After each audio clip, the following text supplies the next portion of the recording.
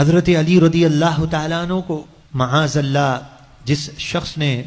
شہید کیا وہ معلوم ہے اپنے آپ کو درست سمجھ رہا تھا، وہ اپنے آپ کو صحیح خیال کر رہا تھا، اور وہ بڑا کثرت سے قرآن پڑھتا تھا، یہاں تک کہ جب اس نے حضرت علی رضی اللہ تعالیٰ عنہ پر حملہ کیا تو اس نے خود کہا کہ میں نے 10,000 دینار میں زہر خریدا ہے اور 1 ماہ تک میں نے اس تلوار کو اس زہر میں بجھایا ہے، 1 ماہ کی تیاری کر رہا تھا، اس تلوار سے حضرت علی رضی اللہ تعالیٰ عنہ پر اس نے حملہ کیا، اور جب وہ گرفتار ہو گیا حضرت علی رضی اللہ تعالیٰ عنہ نے فرمایا تھا کہ ٹھیک ہے اس کو مار دینا لیکن اس کے سوا کچھ نہیں کرنا، لیکن لوگ جو ہیں حضرت علی کی محبت میں اس وقت جذبات میں تھے اور اس شخص کو پکڑا اور اس کے پیر کاٹے، اس کے ہاتھ کاٹے، راوی بیان کرتے ہیں اس کے ہاتھ اور پیر کاٹے، وہ بالکل صبر کے ساتھ یہ منظر دیکھتا رہا اور اپنی زبان سے قرآن پڑھتا رہا۔ نعوذ باللہ، قرآن پڑھنے کے ساتھ میں نے کہا نعوذ باللہ، ایسا قرآن پڑھنا کیا فائدہ دے گا جس میں معاذ اللہ وہ یہی کہتا رہا کہ حضرت علی شرک کر رہے ہیں اور حضرت علی مشرک اعظم ہیں، سب سے بڑے مشرک ہیں، وہ قرآن کی آیت پڑھتا رہا اور کہتا رہا حضرت علی شرک کر رہے ہیں۔ جب اس کے ہاتھ کاٹ دیے، پیر کاٹ دیے، اس کی آنکھیں نکال دی گئی، اور جب اس کے منہ کو پکڑا کہ اس کی زبان کاٹ دیں تو کہنے لگا میری زبان مت کاٹو، میری زبان مت کاٹو، میں یہ چاہتا ہوں کہ جب میں دنیا سے رخصت ہوں اس وقت تک میرے زبان پر اللہ کا کلام ہو، اللہ کا ذکر ہو، میری زبان مت کاٹو، میری زبان مت کاٹو۔ اور ابن عباس رضی اللہ تعالی عنہما فرماتے ہیں یہ خارجی قوم، میں جس حجرے کے قریب سے گزرا اس قوم کی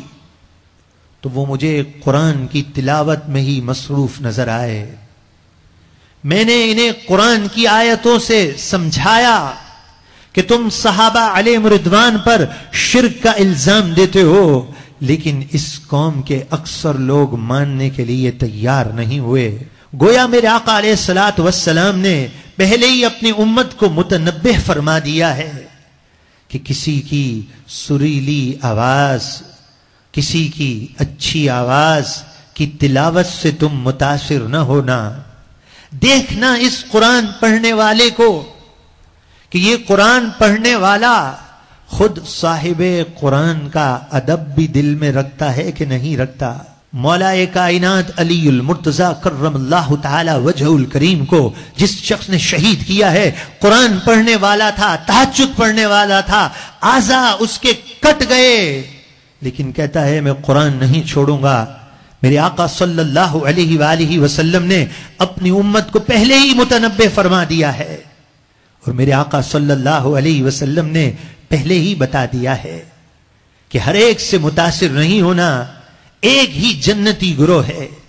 لیکن آج اس چیز کا احساس کہاں رہا؟ آج اس چیز کا احساس ختم ہو گیا۔ حالانکہ مفسرین اور محدثین نے، ان کے امام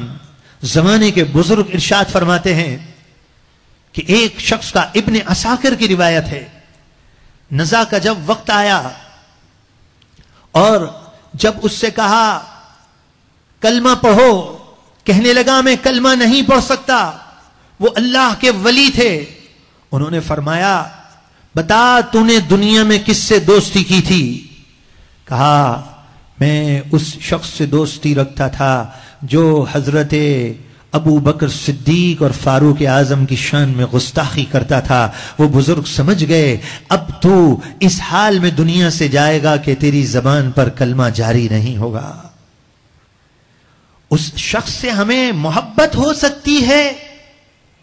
جو رسول اللہ کی ذات پر اعتراض کرتا ہو، کبھی اللہ کے محبوب کے علم غیب پر اعتراض کرتا ہو، کبھی صلاۃ و سلام سے روکتا ہو، اور ہم مسکرا کر اس سے گلے مل رہے ہو، ہاتھ ملا رہے ہوں، کل بروز قیامت کیا جواب دیں گے؟ اللہ کے محبوب علیہ الصلوۃ والسلام کو کیا منہ دکھائیں گے؟ حضرت علی رضی اللہ تعالیٰ عنہ کی نسبت سے آج اس عزم کے ساتھ اٹھنا ہے کہ ہم